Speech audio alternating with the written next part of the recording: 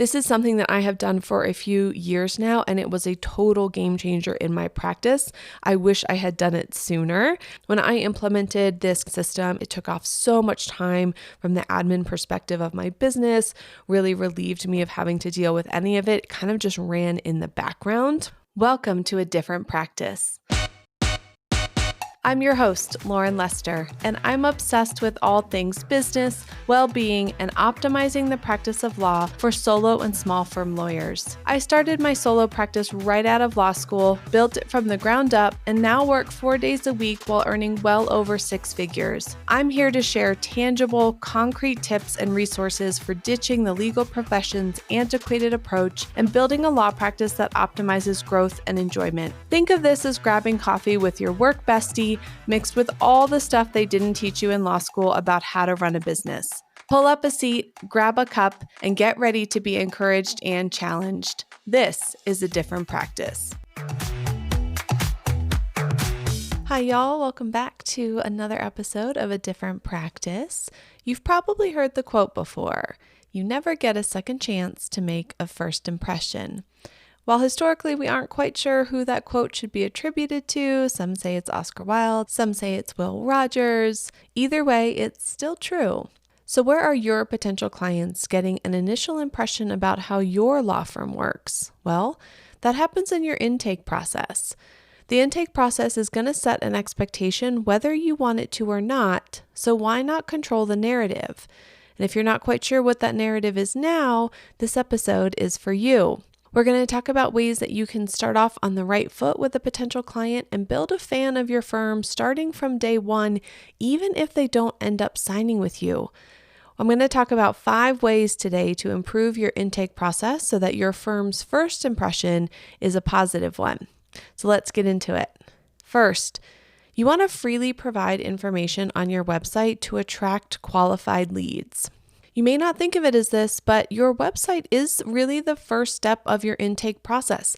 That's where potential clients are going to get a first impression about your firm. And you want to make sure that the folks who are scheduling a consultation with you, who are identifying themselves as potential clients, are actually qualified so that you don't end up wasting time with people who are maybe just kicking the tires or are just not a good fit with your firm. So providing information on your website will help legal consumers self-qualify to see if there actually might be a good fit. So what's some of the information you want to include on your website to help make a good first impression and to make sure that the folks that are contacting you have a higher chance of being a qualified lead? Well, first, pretty basically, is going to be the types of case that you handle. The difference here is that most lawyers write this as, "I handle personal injury cases." But to the average legal consumer, that may not mean a lot. So instead, we want to write the types of cases that you handle in language that the consumer is actually using. So if you're a personal injury attorney, you're not going to say that you handle tort cases. Instead, you may ask, "Have you been injured in a car wreck?" If you're in a creditor or debtor practice area, the language might be something like, "Does someone owe you money?" or "Do you owe someone money that you can't pay?" For an estate planning firm, it may be something like, "Do you have a plan in place for your family once you're gone?" Think about language even within a practice area. Keeping on the estate planning example, there's a document that many estate planning practitioners create, which is legally called an advance directive, but the client has no idea what that means. So instead, including language that asks something like, "Do you have instructions down about what decisions should be made if you're in a vegetative state and can't communicate them?" That's going to make a lot more sense to the potential legal consumer than, "Do you have an advance directive?" You might be in a practice area like immigration where the common legal terms have become so ingrained in the general lexicon of society that you can use terms like immigration or green card or asylum because the average legal consumer actually does understand those, but you do want to make sure that that's the case before you make that assumption. And even if you do have a practice area where the general legal terms are more understood by the public, you still may want to mix in alternatives like, are you able to work? Are you at risk of being sent back to your country of origin in the immigration example? possible, so that if you do have folks who maybe aren't as familiar with the legal terms, you're still catching those. You're casting out a wide enough net that you're getting both populations, those who understand the legal terms and those who are going to maybe use more general questions. Something else that you want to have really clearly stated on your website is going to be expectations about the client's experience. Some examples here might be, well, how long is their case going to take? This can be information about the actual length of the claim, the legal process, how long that takes, but it can also be something like, what is the time frame that your office takes? If you're slammed right now, or in general, it takes you maybe 3 weeks to get a case up and running, you want to go ahead and set that expectation up front, because while you may weed out folks who need help right now, that's okay, because you're not able to help those folks anyway, and you don't want to spend time on a consultation with somebody who at the end of it says, oh, and by the way, I need to get started on this next week, when you don't have the availability to do that. So setting those expectations up front will help the consumer get educated about what they can expect, not only with the legal claim itself, but with also working with your firm, so that you're getting people who are contacting you who are going to work within those expectations. Another expectation to set on your website as much as possible from the beginning is going to be around communication. Is your firm going to be able to provide immediate responses, or do you have maybe an expectation that you'll respond by the next business day? This is something that I do with all of my services. That's a clear expectation that I set from the beginning, so that the potential client knows that I will be responsive, but they're not going to be able to call me 24/7 or be able to expect an immediate response. Also, around expectations for your particular practice area, you may want to explain what your approach is to practicing in that area. For example, in family law, there's a couple of different ways that practitioners approach those types of cases. Some folks are aggressive, they're litigious, they have a sort of scorched earth approach, and for some potential clients, that's exactly what they want. But there's other practitioners who want more to help folks stay out of court. They don't want to drag the other side through the med. They're really looking to take a more collaborative approach, or at least just be somewhat kind and respectful to the other party. If you want clients who want that approach because that's how you practice, you want to make sure that you set that expectation on your website, so that those are the folks who are contacting you, and not maybe the folks who fall into the other camp that is not your approach to your particular practice area. And if you do happen to chat with someone who you're not quite seeing eye to eye on in terms of how they're going to approach their case, it's also really helpful to have some colleagues to refer them to who maybe do have that slightly different way of practicing.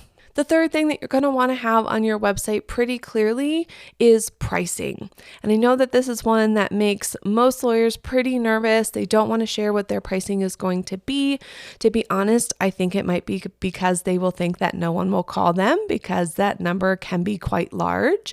But there is a lot of value to the legal consumer to know, what is this going to cost me? They have to be able to answer that question. Not being able to answer it puts them very much on edge. They are very worried throughout the case. You're not starting off on the right foot, because they have this seed of doubt and uncertainty and concern that they're not going to actually be able to pay for this, or that the cost is going to put a huge financial strain on themselves or their family. The average legal consumer doesn't have any clue what legal services will cost. So while ideally you would provide predictable, transparent pricing on your website, even including something like starting at a certain cost or a range is incredibly helpful for the legal consumer to have an expectation of what the cost is going to be. Of course, you've heard me talk about it a ton before. We have an entire toolkit about implementing value-based pricing into your law firm so that you can provide predictable, transparent pricing to the consumer in a way that is highly profitable for your business. Again, you can find that all for free at thepricingtoolkit.com if you're interested. So now that we've provided all of that information freely on our website so that we can attract qualified leads because we've set those expectations, we also want to make sure that scheduling a consultation is easy and automatic for your potential clients. And that's the number 2 improvement that you can make to your intake process. The idea here is that you want to remove friction points from scheduling a consultation. Think of Amazon's one-click buy feature. Whatever you might think of Amazon as a company, that one-click buy feature is super helpful when you're trying to buy something. They have removed all of the friction, even down to the clicks that a consumer has to take to actually purchase something from their website. We want to do something similar for a potential client looking to schedule a consultation with us. So think, are there parts of your intake process that include several touch points before the goal or the outcome is reached? And can you remove those touch points or collapse them so that the process becomes streamlined? An easy way to do this is around scheduling a consultation. Does the client have to call, maybe leave a message, wait for a return call? Maybe if the staff person or yourself doesn't get the client on the phone, now you're leaving a message with some scheduling options. You're trying to provide a good amount of info in a short period of time on that voicemail. Then the client calls back. They give you a confirmation for one of the dates that works for them. Maybe that date doesn't work anymore, and this whole process goes around and around again before you get something actually scheduled. Every one of those events is a friction point and should be examined to see if it can be reduced or eliminated. So here we're really trying to streamline the process. The best way to do this is to allow consultations to be scheduled online on your website by the potential client where you're not involved in the process at all. Softwares like Acuity and Calendly make this super easy. All you have to do is set the limits around the consultations themselves, like how many do you want to have each day and each week in total? What times will you have available for those consultations? Say maybe you only want to do your consults in the morning, so maybe from 9 a.m. to noon, you can set that limitation. You also want to determine how long each consultation would be scheduled for. This is really helpful because when the potential client gets the confirmation, it will say on there, your 20-minute consultation is scheduled at 11 a.m. on this date. I have found that in most of my consultations, the potential client actually brings up the time. They are very cognizant of it. We'll get to about 15 minutes and they'll say, okay, I know we only have 5 minutes left, so let me make sure I get these questions in. So again, setting that expectation up front. Most legal consumers want to be respectful. They want to follow the rules of your firm. You just have to tell them what that is. And in addition, they have other features where you can even schedule buffers in between consultations. So let's say your consultations are 20 minutes, but you don't want to do them back to back to back. Maybe you want to have a 10-minute buffer in between, just in case either the consultation goes over or because the rest of your intake process, you can kind of knock that out in that 10 minutes, gives you a little time to breathe before going on to the next one. So all of those settings you can apply through the software on the back end. And additionally, they will also sync with your calendar to avoid double booking. So if you have a consultation block from 9 a.m. to noon, 4 days a week, but you happen to have a client meeting or a court appearance that also gets scheduled on a Wednesday at 9 a.m., then that Wednesday is not going to be available for consultation. So it all works together. These softwares are really powerful and they really make it like having a scheduling assistant that you only have to pay a pretty nominal fee per month for. And they do so much work to make sure that your calendar is available to potential clients, but you're not getting overbooked. This is something that I have done for a few years now, and it was a total game changer in my practice. I wish I had done it sooner. I had spent a lot of time going back and forth between, does Wednesday at 10 work? No. How about Thursday at 3? No. How about Monday at 4? Whatever it is, and going back and forth, dealing with folks who need to reschedule, dealing with folks who want to cancel, and having to do all that manually. When I implemented this calendaring system and allowed potential clients to schedule consultations on their own right through my website, it took off so much time from the admin perspective of my business, really relieved me of having to deal with any of it. It kind of just ran in the background. It also allowed me not to get caught in the, oh, I just have a quick question when you call someone back to actually get a consultation scheduled. I don't know if any of you have been in that situation, right? But they say, oh, I just real quick, can I just ask you this while I have you on the phone? And then that turns into a 10, 15, 20-minute call. You don't have to feel rude. You don't have to have that awkward conversation of like, oh, actually, I know I'm calling you to schedule this consultation, but I don't have time to answer that question right now, or I don't want to answer that question right now. So you can avoid all of that because the potential client is doing all of this through your website and they're not engaging with you directly. It also allows me in particular, because I'm so focused on trying to keep my overhead low, of not having a receptionist, not having to have someone answer phones or have to manually do the scheduling process. You might find in your firm that having a live person answer phones is really important to your target market. So maybe you do have someone who still does that because you get other value in it, but you can also reduce that particular person's time in terms of scheduling if you also have the option on your website. So folks who don't call in, they can do it right away. If you do have a segment of your potential market that does want to call in, you can still have someone do it. So you can take both approaches, but having this availability on your website is only going to improve your intake process because it really streamlines the first step that you want a potential lead to take, which is to call and book an appointment with you.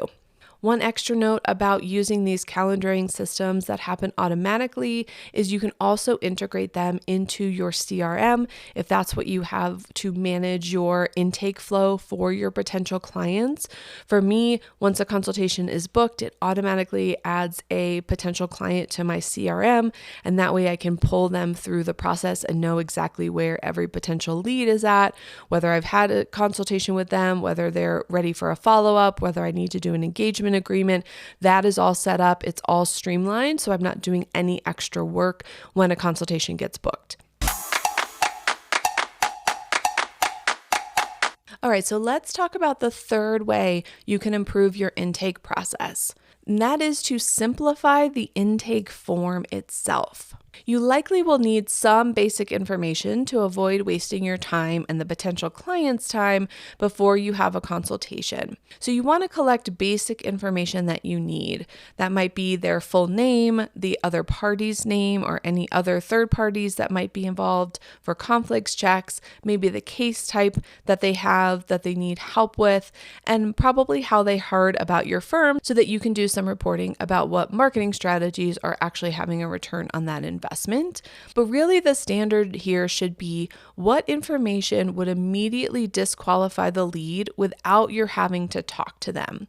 So for me in my practice, that's going to be the opposing party's name. Obviously, if there's a conflicts check or if you have cases where there's other parties involved that you need to do a conflicts check, whether or not this person vibes with my firm, has a great case, would be a great client. If there's a conflicts check, right, that's just immediately going to disqualify them. So I ask for that information. And then I also ask for basic information about the type of work or the case type that they have, because it may be that they need help with a case type that I don't offer in my practice. I've had some folks schedule a consultation and then in the form field that says, what are you looking for help with? They say, oh, I have a misdemeanor criminal case that I need representation for. Well, I don't handle criminal cases, so it's very easy for me to immediately go and respond to that person and say, thanks so much for considering our law firm. However, we're not able to help you. We don't want to waste your time. Here are some referrals that you may want to talk to as well. So that way you don't have to get on the phone with somebody for 5 or 10 minutes even, and then find out immediately that this is not going to be a qualified lead for you. So really you only want on your intake form that very basic information that's going to immediately disqualify the lead so that you don't have to waste time talking to them. The other information that you would need to make an assessment about the case itself and decide if the client is a good fit for you, that's going to happen during the consultation itself. This is going to give you an opportunity to have a dialogue with the potential client. It's going to allow the potential client to see how you interact with them, how you answer questions, just sort of what your personality is. And you want to give the potential client the option to do that. So if you're collecting all of this information in an intake form where they aren't engaging with another human being, the client isn't able to get that information. So while it might be tempting to create an intake form when someone signs up for a consultation consultation to include information like what is the client's goals, where is the case at procedurally, what are some of the basic case facts, what is the client's timeline, what is the client's budget. All of that type of information is going to give you what you need to make an assessment about the case during the consultation, but more importantly, having a discussion about each of those is going to give the client so much value in terms of deciding whether or not to work for your firm.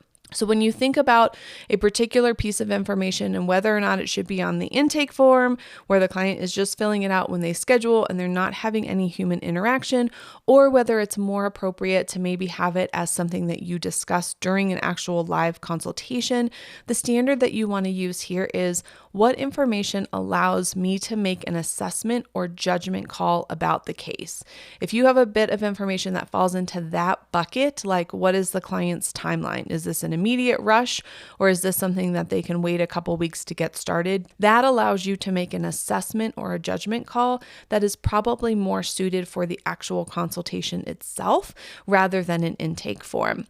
And the reason for that is that if the client does say, hey, my timeline is I need to get started on this next week, sometimes you can talk through that with them. And while they might say that, when you actually dig in a little bit more, you find out that the reason that they think they need to get started on this next week is actually not something that's a factor in the case. They could actually start in 3 weeks when you have more time on your schedule, and that's not going to affect their case at all. So if that's something that you were to put on that intake form and the client says, yes, I need to start next week, and you just read that without any context or without any ability to be able to ask them more questions about it, you could potentially disqualify a actual qualified lead because you weren't able to get that context. So again, you want to include on your intake form very simple information, the very bare bones that you just need to make an immediate disqualification.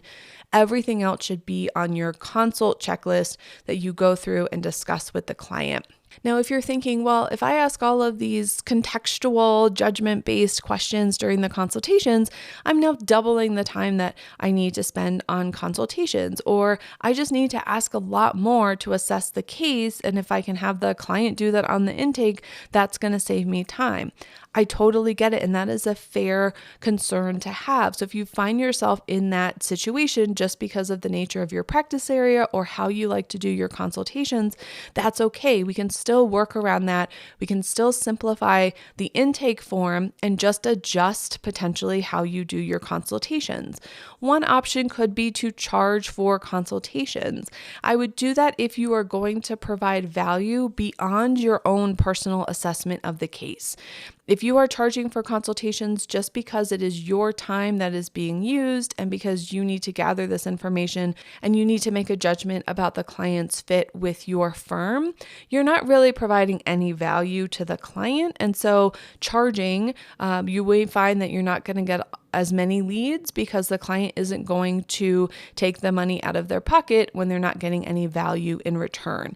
Now, if you have a longer consultation where you are, of course, doing your own assessment of the case as you're gathering these facts and you are providing the client with additional value, you are giving them the strengths and weaknesses of their case, you are giving them some basic advice, you are giving them some options for how they can go forward, then I certainly think that a charge there is more appropriate because you can discuss with the client the value that they particularly are going to receive. So if you take that approach where the consultation with a fee is more like a case evaluation for the client, where they walk away with a detailed analysis and options for going forward, it essentially kind of becomes its own service. It's not just a consultation. Then that is certainly one way to approach it, where both of you have sort of a mutually beneficial relationship there, that you're getting the information you need, but also the client is getting something for their money other than just the opportunity to talk to an attorney, because quite frankly,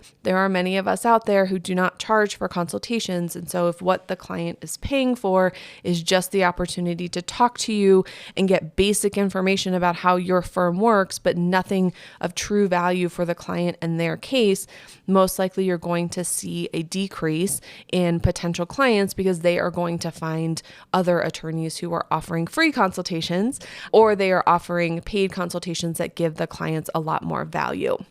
But if you take that approach, that should help balance the equation so that you don't feel rushed during a consultation. You don't feel like I have to get all this information out because I want to keep my consultations free, but I need a lot of information to make an assessment on this case and I've only got 10 or 20 minutes. You can take off that pressure, but it will still allow the client to get a sense of what it's like to work with you.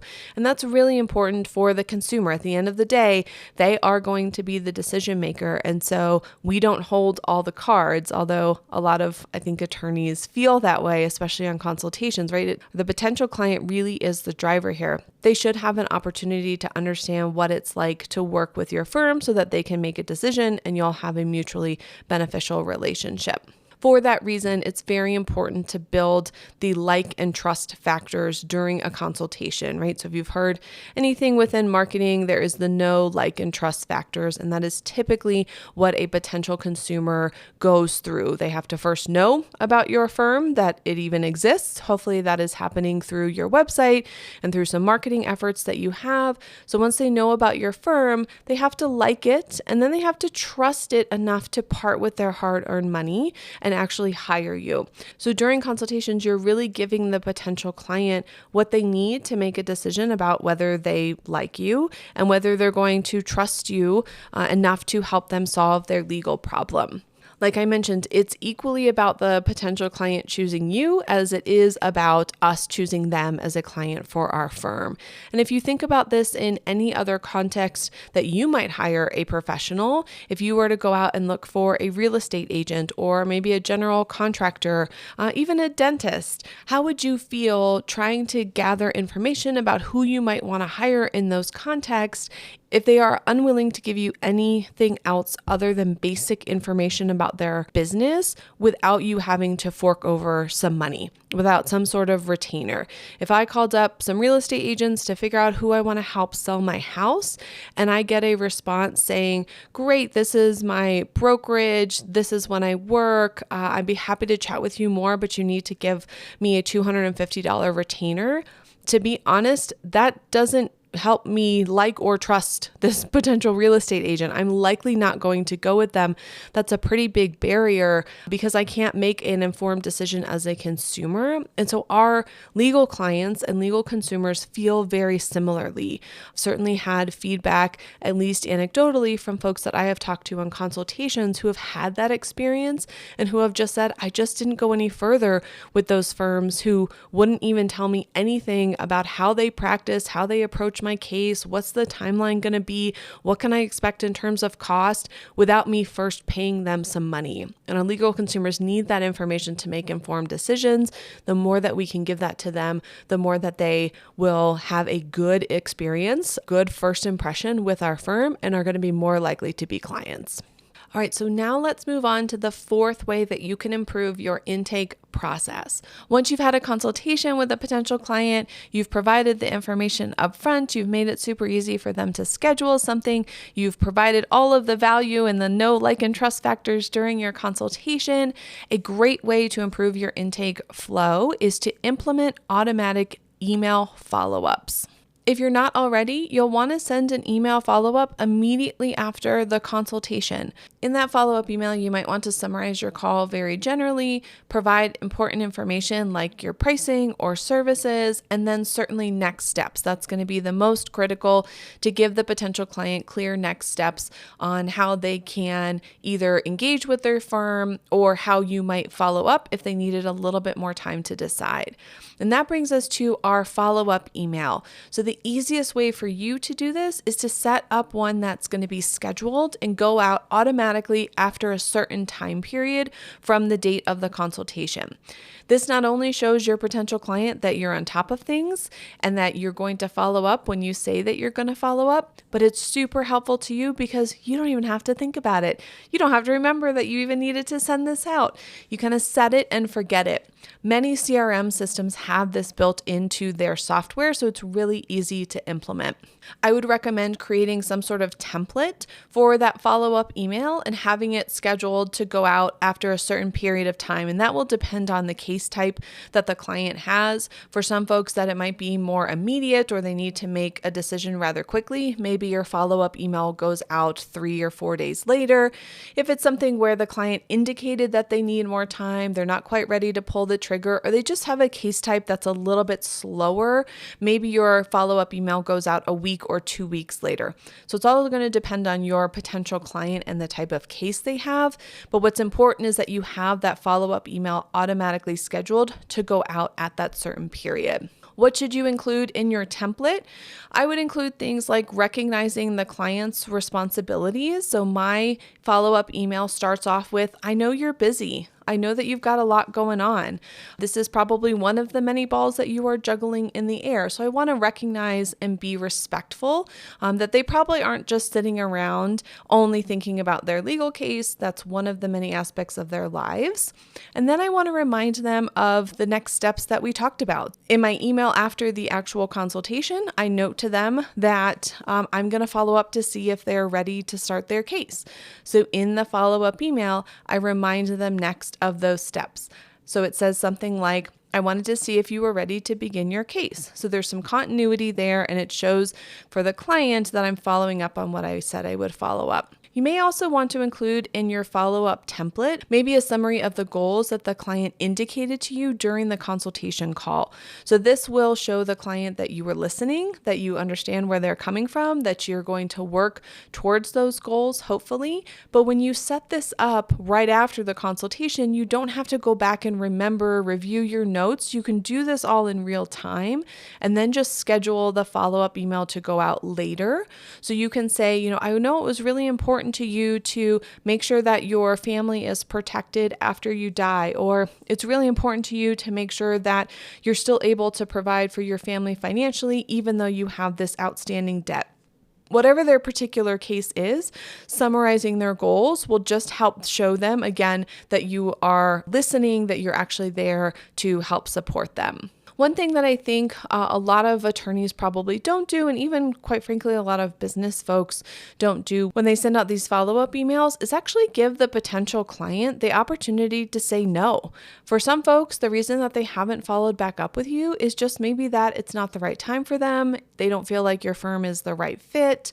Whatever the reason is, they just need to say no, and that's okay. Not every single person on the planet is going to be a client of our firm. It happens. It's no hard feelings.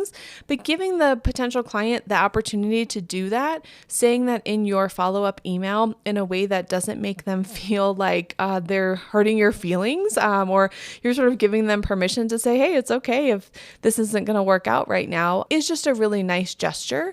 So it looks like for me in my follow-up email, something like, if I don't hear from you within the next week, I'll assume you aren't ready to get started. I'll assume that, this isn't a priority for you right now, and that's totally okay. So I let them know that saying no is totally fine. And honestly, from my standpoint, that's a huge benefit if they will actually respond and say, yeah, you know what, Lauren, you're right. Now is just not a great time for me to move forward. That helps me easily in my CRM say, this potential client is not ready. So that way I can keep my CRM really organized and up to date. And I'm not wondering if somebody is going to pop up. Getting that hard no is actually helpful for me.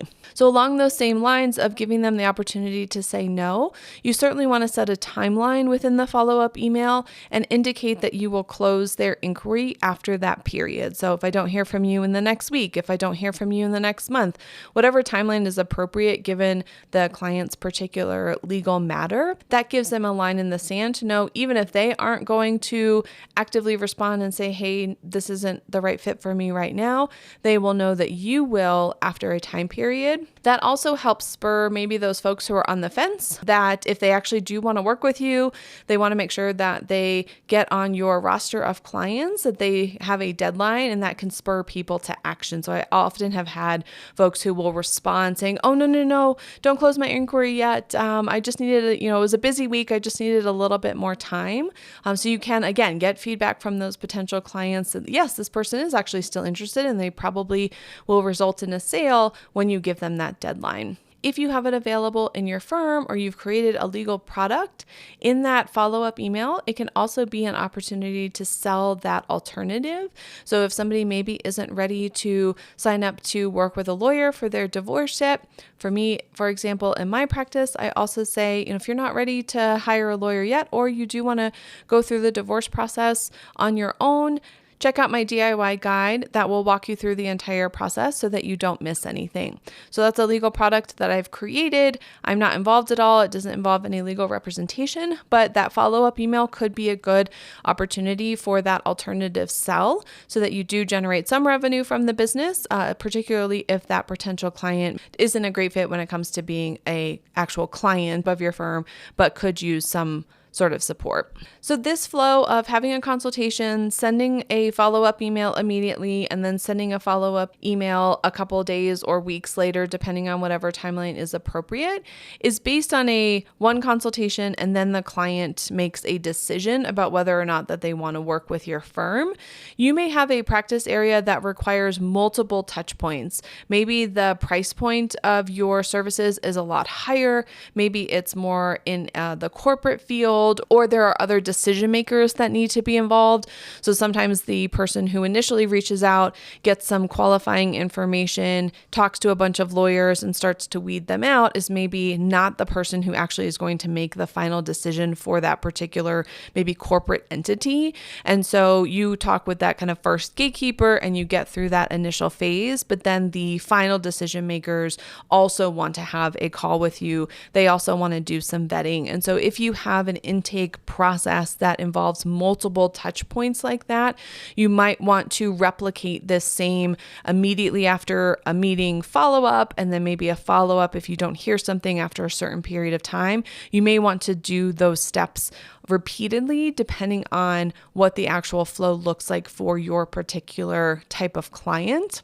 Either way, whether you do one and then you send a follow-up and then you're done, that's kind of the end of the line, or you have an intake process that has several iterations of this sort of contact touch points. The point here is that you are still following up quickly and you're following up automatically so that the potential client, whether they're a consumer or a corporate client, sees that you are on top of it, that you have clear communications, that you identify next steps, and you follow through when you're going to follow through. So just adjust it for your particular practice, but know that you may have to do a little bit of iterations there depending on the type of client that you have.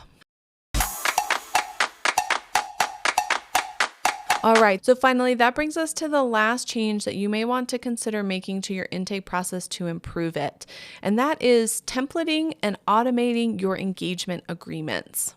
So for me in my practice, I probably have 20 to 25 templates for engagement agreements.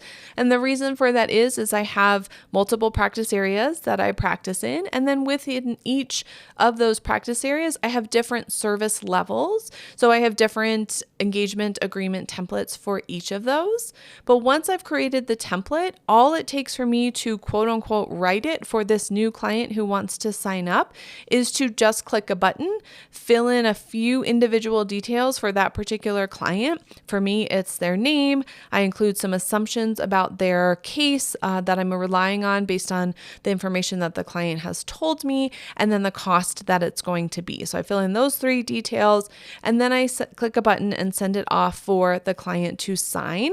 It takes me probably less than 2 minutes in most cases. So it's become a very automated process that doesn't take a lot of overhead. So what are some of the terms that your engagement agreement template might want to include? Certainly the scope of work, what you are going to be responsible for, what the client is going to be responsible for, what is included in that scope of work and what is not. Ideally, something around pricing, how that's going to be billed to the client, what the total cost is going to be, what should happen if something out of scope occurs. There may need to be an addendum to the engagement agreement or additional services added on. Certainly including something around communication expectations is really important. That's something that should be on your website like we talked about in the beginning. So just reiterating that same language about how the client can expect to communicate with you. Do they always need to schedule something through a link that you'll send them? What's the response time that they can expect? What if an emergency does come up? How should all of that be handled? If you want to set a certain amount of communication that is included in the scope of the particular service that you are selling, that should be included in there. That way everybody's on the same page. But if you have already expressed some of that on your website, if you talked about some of that during your consultation, seeing it now in the engagement agreement is not going to be a surprise to the client. They're just going to see that you are sticking to what you said you were going to do and that there is consistency. There's a lot of value for the potential client to see that. If you don't have engagement agreement templates yet, not sure where to start, not really sure how to improve yours, I don't know about you, but just having some basic language that I can work from and then tailor to my own practice is a huge help for me. Otherwise, I feel like I'm staring at a blank page and have writer's block and not entirely know how I should word something and get tripped up on words. So having a starting place is really helpful. I have engagement agreement templates on the website that you can grab and then use either as a plug and play with just filling in some basic information about your firm or using them and tailoring them as needed for your firm, but they'll give you a starting point, which is going to save you a ton of time and you're not reinventing the wheel. So you can find those engagement agreement templates at adifferentpractice.com/downloadable-forms. Again, adifferentpractice.com/downloadable-forms. So if you need help creating your engagement agreement templates, you've got one right there that you can start with, but having those templates is going to make your intake process so much smoother. You've already thought through everything. You just click a button and you can assign it to this new client who's ready to sign up. Additionally, a lot of CRMs include the feature that you can actually get an e-signature on those engagement agreements by, again, clicking another button. They make it super easy. So once you've created the engagement agreement for that particular client with their information, click a button, send it off to them for signature. The client signs it, comes back to you. Everything happens probably all in all in less than a minute, although it may take a little bit longer by the time the client gets it and does it and sends it back to you. But the actual work is really easy and fast. And also the CRMs, when you send out something for e-signature, include auto reminders as well. So if you send it out on a Tuesday for signature and the client doesn't sign by, let's say you put in Thursday because you want it signed within a few days, it'll send them an automatic reminder. Again, nothing you have to think about. You don't have to put any effort towards, but the client is going to get an automatic reminder so it doesn't get lost in the cracks and forgotten about. And then one extra bonus while we're talking about getting a client signed up, having that automatic engagement agreement sent out to them, using templates to make it really easy to generate. Once the client does sign up and they are officially a client of your firm, you may also want to look at your CRM and make sure that it is easy to export all of the information that you collected during the intake process into your case management tool so that you can set up a new matter for that new client, but still retain all of that historical information that you've gathered. Some CRMs and case management tools work together natively, and so they've already built in that software. If that's not the case between your CRM and case management tool, you can also look at workflow automation tools like Zapier, which can help you create that bridge so that it is really easy to export from one to the other. One thing that's a little bit more on the onboarding side, so once a potential client becomes an actual client and we go through the onboarding process with them, but I wanted to include it here so that you could see how these phases of intake to onboarding will flow very easily from one into the other, and also gives you the opportunity to make that transition really seamless for the client, is that when you export this potential lead into a client on your case management tool, is to allow for that action to trigger some sort of welcome or onboarding email to the client that will give them something to either work on or at least give them a touch point while you're working on getting their matter set up, which for your firm may take a day, a couple days, maybe a week, depending on how y'all work and what the case type is. But that way the client at least has something in that interim. They don't sign up and potentially pay you and then not hear anything. That can be pretty scary for a new client. That's really not the experience we'd want someone to have when they first start working with us. So when you do that export from CRM to case management tool, you can use that as a trigger to send that welcome or onboarding email. Some things that you might want to include in that email is maybe information on a timeline. So when the client can expect you to follow up next, what the overall timeline of their type of case might be. That's some nice information to give them up front. Then you can obviously supplement that and remind them of that throughout the matter. You can also give them next steps, particularly if there's something that the client needs to work on or start gathering. So maybe they sign up and the next step that you will need to do as part of your representation is go through all of the existing documents for their particular type of case. So in that welcome or onboarding email, you can say, here's what I need you to do while we're working on getting set up on our end. Go to this secure place that you can upload these documents, gather these 10 things, whatever it is, and then let the client have some homework to do so that they're working on something that keeps things moving forward. Of course, including any expectations, particularly of when you will follow up, what the next steps will be, what the client can expect is going to be really helpful. This can be even if these expectations were in the engagement agreement, it's still helpful to remind the client of them and keep them top of mind. And then something else you may want to consider in your welcome or onboarding email is just something fun. Maybe there's a video that introduces you or your staff, how you work, your firm. It just helps the client get a little bit more about your personality, about what they can expect in working with you. This can be really nice, especially if you have a practice area that is supporting clients through really difficult times in their life, not to lighten what their seriousness may be of their cases, but just do something to, give them a little bit of a smile, give them a little bit of fun in working with a lawyer. It's usually not top of mind of what most people want to do. So if you can incorporate something like that into your onboarding or welcome email, that's really nice.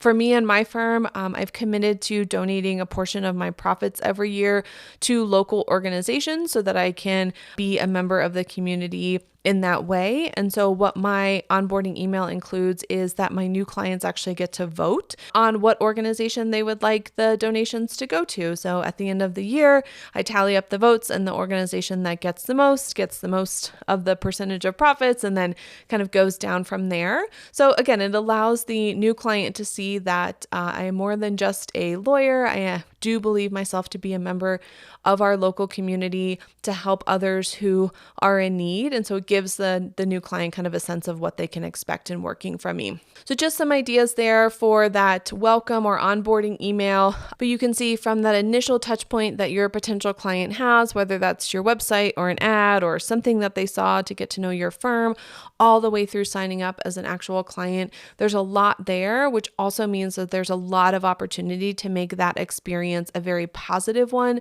so that the first impression that your firm makes is a positive one. So those are 5 ways that you can easily improve your intake process with hopefully not very much work, but you're going to see it pay dividends in terms of the experience that your potential client has. Again, remember, your intake process is likely the first real interaction that a potential client is going to have with your firm. It will set an expectation, and so you want to make sure that you are controlling the narrative. So why not start off on the right foot and build a fan of your firm starting on day 1, using these 5 ways to improve your intake process. Thanks so much for listening. As always, I deeply appreciate your time. I love this time that we spend together. Until next time, keep building. I'm over here giving you a virtual high five because you just finished another episode of A Different Practice. For more from this episode, head over to adifferentpractice.com/podcast for show notes and links to resources. If you found this episode helpful, let me know by leaving a rating wherever you listen to your podcasts. And don't forget to subscribe so you never miss an episode. If you're looking for even more practical tools to optimize your law practice for growth and enjoyment, be sure to sign up for our monthly newsletter. The link is waiting for you at adifferentpractice.com/subscribe. I can't wait for you to tune in next time. Until then, keep building a different practice.